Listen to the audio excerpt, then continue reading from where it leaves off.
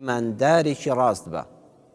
پێغەمبەری خوا صلی الله عليه وسلم لە فەرمودەیەکە کە ئیمامی ئەحمەد و حاکم ڕیوایەتیان کردو ئیسنادی حەدیسەکە حەسەنە، ئاوە وەصفی ئینسانی ئیماندار دەکا. دەفەرمێ المؤمن مؤلف ولا خير في من لا يألف ولا يؤلف. ئینسانی ئیماندار کەسێکە کۆکەرەوەیە، چۆن دەڵێن دانەری کتێب مؤلفی کتێبەکە، ئەم نووسەرە هاتووە لە هەموو کتێبەکانە هەر یەکە دەیان کتێبی داناوە هەر یەکە شتێکی لێ دەرکردوون و کۆی کردوونەوە جەمعی کردوون لە چەند لاپەڕەیەکە پێ دەڵێن دانەری ئەم کتێبە. ئیمانداری ڕاستەقینە ئاوایە، خەڵکی کۆ دەکاتەوە، نایارەکانیش لەسەر سفرەیەک کۆ دەکاتەوە. ئیشی ئیمانداری ڕاستەقینە ئەوەیە ئەو کەسانە خەریکن پەلاماری یەکتر دەدەن، ئەم قسەی خێر، ڕوخساری جوان، زمانی شیرینی بەکاردێنێ، خەڵکی کۆ دەکاتەوە. بە پێچەوانە ئەو کەسانی ئیمانداری ڕاستەقینەنین خەڵکی لە یەک دەکەن. ژن و مێردێ عیبی نییە، ئەم دەچێت دوو قسەیان لە ناواندا فڕێدا و لە یەکیان دەکا.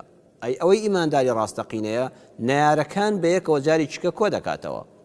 پێغەمبەری خوا صلی الله عليه وسلم فەرمووی ولا خير في من لا يألف ولا يؤلف. خێر لەو کەسەدا نییە کە دوو سیفەتی تێدایە. خێر لە کەسێکا نییە کەس هۆگری خۆی ناکە.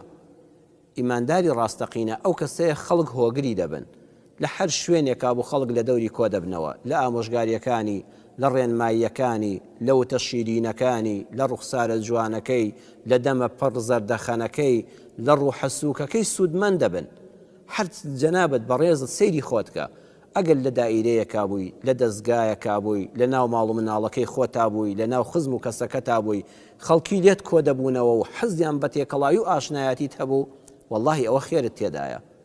بەڵام ئەگەر کەسێک بووی کەس لە دەورت پێتەوە نەدەما، ئەو کاتە خێرت تیان نەماوە. و پێغەمبەری خوا صلی الله علیه وسلم فەرمووی ئەگەر ئەمەت نەتوانی خەڵکی هەمووی لە خۆت کۆکەیەوە، ئەو بەهرە و توانایەت نەبوو، ئەو خەڵاتت پێ نەبەخشرا بوو، خۆت هۆگری خەڵکی بە، خۆت بەدوی خەڵکی باشا بگەڕێ، بەدوی وتاری جوانە بگەڕێ، بەدوی بەرنامەی باشا بگەڕێ، لەو هەموو فەیسبوک و ئەنتەرنێت و شتەدا لەو جیهانە جاڵجاڵۆکەیەدا بگەڕشتی جوان بدۆزەوە. ئەگە گەڕای بەدوی خەڵکی باشەوە ئولفەتت پێوەگرتن، ئەوە خێرت تێدایە.